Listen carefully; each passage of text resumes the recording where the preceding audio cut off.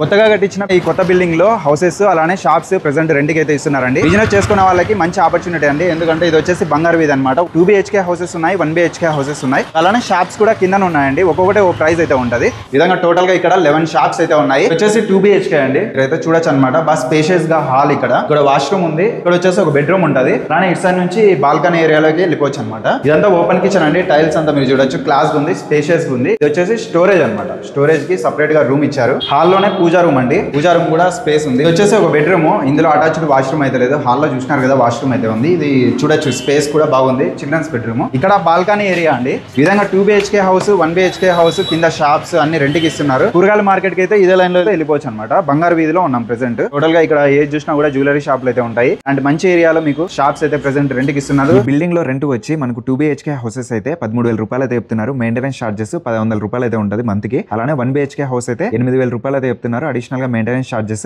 1,500 rupees అయితే ఉంటుంది. కిందన 11 షాప్స్ ఉన్నాయండి. 11 షాప్స్ లో మనకు రోడ్ సైడ్ ఉండేటివి 13,000 రూపాయలు అయితే చెప్తున్నారు. అలానే 8,000 రూపీస్ రెంటెడ్ షాప్స్ ఉన్నాయి. 6,000 రూపీస్ రెంటెడ్ షాప్స్ కూడా ఉన్నాయి. మీరు ఒకసారి అయితే విజిట్ చేయండి. ఛానల్ కూడా ఫాలో చేయండి. Okay, thank you.